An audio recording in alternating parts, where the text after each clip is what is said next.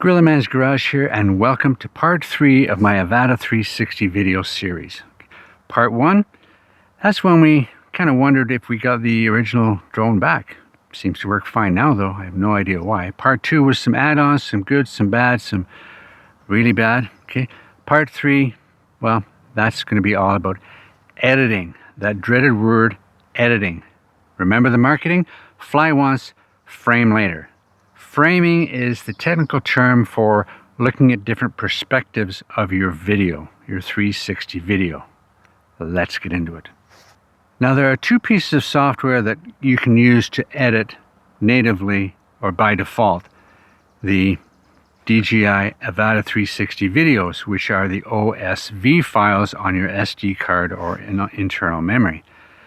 That is the DJI Fly app on the mobile phone or tablet, and the DJI Studio, which is meant for a desktop computer or laptop.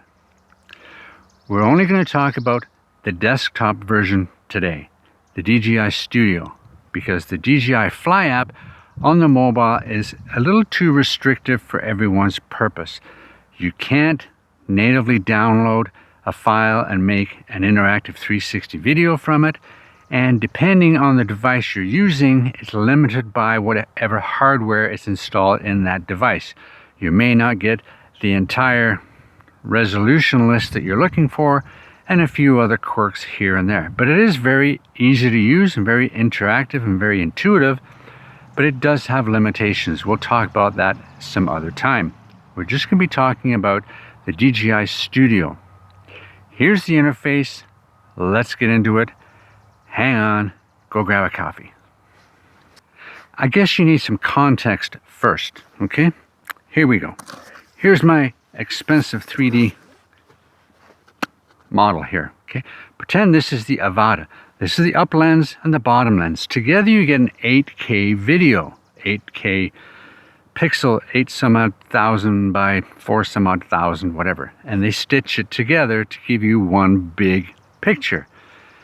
Well, this line here that goes all the way around, see the blue line here? I call it the equatorial horizon. That's your stitch line. What happens is when they put the two lenses together, the images from the two lenses, there's an overlap, because sometimes you might get a waver or a line or something might show up that's not quite right. That 20 degrees overlap is how they try to compensate for that. 99.9% of the time, it does a really good job. The only thing, and I repeat this, the only thing that affects the stitch line when you're flying is wind, abrupt changes in speed, braking for a long period of time, minor changes you're not going to notice. How do you know where the stitch line is? Well, predominantly it's on the horizon 90% of the time, because the drone keeps a flat horizon when it's flying. Okay, it doesn't always fly like this. It doesn't have a gimbal, so the stitch line is going to be down here. So if the perspective you're want to look at is down here, you might see the stitch line, a waver. You don't want that, so you try and keep it as level as possible. This line here represents where you're going. Remember, you're flying through a world like walking down the street. The world doesn't move. You do. You look different places, you know. You take little snippets of the world. You don't look at the whole thing. You don't have eyes behind your back, etc. Not like this, okay? So the little white circle when you're flying, that's where you're going. That's the pointer. That's your, I'm aiming that way. If I keep on going, that's where I'm going to end up, okay? Boom. And as you turn slowly. It's not going to be noticed that much within that 20 degrees, okay? If you turn abruptly for a long time, then anything down here might have a stitch line.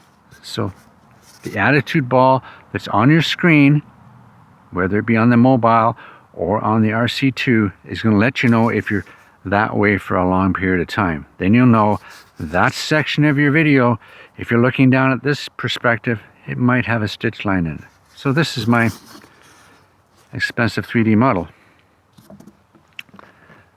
What are we going to do? We're going to import some files into the DJI Studio on a laptop, have a look, make it simple. Okay? A lot of people have said the headache in 360 video is the editing. Yes, it can be. It can be a lot of fun if you want all the gimmicks and the spectacles and the tunnels and the rabbit holes and all. Oh, it's wonderful, wonderful, wonderful. A couple of times. But after a while, that gets monotonous. And obviously, sometimes it gets a little sickening. Okay? What we're going to do is we're going to import some files, play around with them. I've got a cheat sheet that can bring you back to reality instantly and get everything level on the horizon, and you can look up and down without a problem. You're going to see just as if you were manipulating it on your screen and you're flying, and that horizon is level no matter where you go. Let's go. I'm just going to interrupt here because it's a lot easier if I show you rather than talk about it. So this is the DJI Studio on your laptop or your desktop or whatever, and this is what it looks like. A blank screen. We have to create a project and bring in some files. So we just create a project, bring in some files. They're either downloaded to your hard drive or you're on the SD card. You select the OSV and the LRF file, low resolution file or proxy, and drag them in, and it opens up like this, and there you go. It sets it up. And we're using the proxy file, which is the LRF file, because then we don't use as much CPU power. We'll just pause this, and it's playing your camera view, if you will, your screenshot. Whatever you do on the screen, it's going to show up here, and there you go. You can't save any of this because it's not in the timeline. You have to drag it down here to the timeline. Boom. Again, it sucks it into the corner. It's all kinds of things you can do, but this is just the generality of it. Your most important thing to do if you want a standard linear 16:9 centered video is over here. Correction angle and tilt angle. 0 and 0. And notice 73%. That's a good, you're going to get at least a 2.5 or a 3K video on a linear export. Okay. Right now, we're in camera view. You can export this two ways. You can click export. You can export as a video, which is an MP4, or you can export as a panorama, 360 interactive, and you can go all the way up to 8K. I'd say 6K to be maximum because 8K will take literally days to render properly in social media accounts. Okay, so that's it. But if you just want your strict screenshot, that's it. But that's not why we bought the Avata 360. The interactive 360s, yes, it's a simple thing. Boom, upload it, and you're done. I wouldn't suggest anything more than a couple of minutes because after that, the 360 gets a little monotonous. But there you go. The next thing is you might want to change it. You've seen these ones where they do all kinds of turns and all this kind of stuff. You have to manipulate what they call keyframes. And keyframes are important key frames that you want to lock in and have that perspective for a certain period of time. We do that by going up here and you see free view. It backs you out more, okay, 177, and we've adjusted this. So let's go. Our friend again is 0. Remember the sheet? Get it down is 0, 0. Now you might want to go up a little more to 70, okay, because you get a more detailed perspective of that, and it's not as in your face. That's up to you. Play with it, see what they look like. Export with MP4s, a lot easier and a lot cleaner, and try experimenting with like a 45-second clip or something, and you'll get the idea. It may not look that great on the screen because down here we've got SD mode, okay? And if you click that, you can have all kinds of different preview modes, okay? And your 16:9 or your 9:16 or whatever you want to do it, or you can have it full screen, etc., etc., etc., okay? And this one here is just giving you some, you can have a screenshot of it, okay? There we go. So now we're in free view. Rock steady, it's trying to, do that stabilization thing. Away you go. Again, here we can have two types of exports. We can just export this as a screenshot, or we can export it as a panorama. But If you just export it as a screenshot now, you're going to get this perspective through the whole thing. So when you go through it, let's just go through here. Okay, if you walk through it, see it just goes through the whole thing. It doesn't turn. Nothing turns. Nothing turns. Okay, this is the beginning. This is the end. So there you go. Let's have a look. We have to select it. Now we go to free view. See this here? It turns red. That's a keyframe adder. It's got a plus sign. Add. We want this, but we want to be closer first. So let's go a little closer. How close do we want to be? Let's just run this a little closer. He's out of the way. Okay, let's go about there. Okay, I want that to be the beginning. Go here. And at the end, we can clip it later, but that's where we want to be. We want to add a keyframe here because we want this perspective from here to a certain distance. So we're going to run this clip until we want to change it. Okay, and if we go into it, and notice over here, this you can make this bigger. Okay, timeline bigger. So say that's about far enough. Okay, we want to change something from here to the next keyframe. We want to change the perspective. Okay, so we add this keyframe here. Okay, and we're going to go keep going. And by the time we get to here, we want to be looking over here. And we add the keyframe. So when we go through this again, down the lane, okay, when we get to that first keyframe, it's going to start to turn to the left.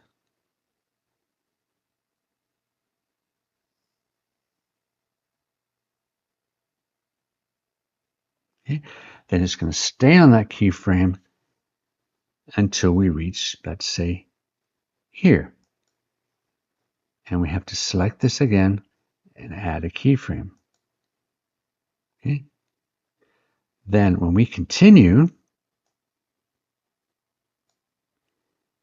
and here I was trying to get around a little bit of a branch or something, and we continue to here, moves again to there. I want to change the keyframe to look there. And if I look at my perspective thing, okay, I want this to be 0 again. Okay, there we go. And it's added the keyframe. Okay. As soon as you change it, turns red, it adds the keyframe. If it's a negative, it's going to remove the keyframe. If it's a positive, it adds the keyframe. Okay, so let's go back to here and we run. We come up to the first keyframe, it turns to the left. You get that perspective. It stays there, looking for a while till it comes to the next keyframe. And then it's going to turn around the other way. So there you go. And keep on going down the path. Okay. And you do that over and over and over. Then you select, let's go a little bit further down here. Let's say we're here. Okay. So when we come here, you can see we put all these different waypoints in here. You can now export 2 ways. Let's select it. Okay. Remember, you can use the slider here, go up and down, up and down. Boom. If you're at 0 and 0, that's your mid-range, right in the middle. Not a problem at all. If you export all these changes to an MP4 linear, you're going to see all these changes like we put in. If you export this as a 360, you're going to see the whole thing. You can move it around, but when you let go, it's going to go back to the perspective that you've selected in your keyframe. So just, have fun, play around. It's great. Thing is though, KISS, keep it simply seamless. Pretty well impossible. If you're doing 360 video, it can be a massive headache. I mean, it can take you hours and hours, but the possibilities are endless, absolutely endless. And you can have a lot of fun with it. As long as you keep this field of view above the 50 or 60 mark, you're not going to get a washed out muddy looking video. Okay, and with the tilt angle and corrections at 0, you're lined up dead in the middle. And if you change this to like 10 or 15 degrees, then that's how you can raise and lower your rule of thirds, etc., etc. Okay, there we go. And we can click on it and bring it back to 0. Boom, by hitting your keyboard 0. Let's get back to the video and let's continue. That's the basics of the Studio, the DJI Studio, okay? Bring it in, have some fun with it, export it, play around with it. It's not that difficult, but you've got to know the limits of it. And that cheat sheet that I showed you, and you can download the PDF file from the description, it's really good to keep handy. As I said before, 0, 0. These two here and your field of view are the most important. But if you don't care about that and you want to get into the rabbit holes and the tunnels and all that kind of stuff, fill your boots. Just remember, after a while, it gets a little bit of a headache to do that stuff, and it's hard to watch after a while. But it's a lot of fun, okay? Let's get back to the real video me. So that's the basics of DJI Studio. You open it up, you import your file, you drag it down to the timeline, you export it, or you go to Free View, look at where you want to start, lock in a keyframe, let it run. Oh, I want to change my perspective, lock in another keyframe, export, you're done. During all that time, keep it within those parameters from the cheat sheet, and you're not going to get the bowling effect, you're not going to get the horizon way up or way down, unless that's what you want. Just be conscious of what you're doing and how to get back to normal view. Basically, put the angle correction to 0 and the tilt to around 15, and you're going to get that rule of thirds look, okay, back to normal. You can pick any perspective you want. The idea is frame once, fly once, frame later, infinite number. You're just taking a little snippet of the world. It's taking the whole world. You're just looking at a little part of it. Till next time, part 4, maybe we'll get into the DJI Fly app. Maybe we'll get into some tips and tricks.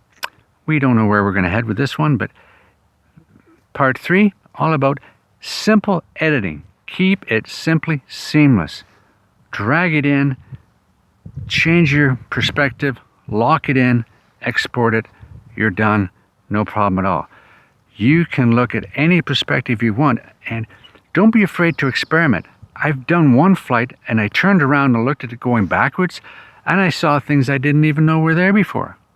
There was there was a couple that was waving at me. I'm up like 60 meters or so. They were waving at me going by. I never even knew they were there until I came and flew backwards or looked at it from the rear angle. Amazing what you can see. So I can see where this could be very interesting for inspections, for surveys, for looking at properties, for looking for damage, etc., etc., etc., because you could fly by and completely miss it on a regular drone. And as you say, you drive down a highway one way, turn around and try and drive the other, it's a whole different world. I did that out west when I was young. I went to the Rockies and I drove down the Jasper Highway. Okay, I turned around and I was lost. I didn't know. It's funny. That's the way it goes, and that's what happens here. Anyway, till next time, take care. Hit the like, hit the subscribe, ring the bell, have an adventure. It's not bad. You know, I'm not looking for massive 8K, beautiful 60 frames per second videos. I'm looking for something that's really good, looks good on the screen, gives me a perspective I never even knew about, okay, without overthinking it. Keep it simple. Drag it in, change a few things, export it out. Done. Don't overthink it. Don't get too fancy. Keep it within that 104, 134 field of view on your screen. Okay, and when you bring it in, keep it within that parameters of the cheat sheet, and you'll be famously fine. Okay, till next time. Bye now.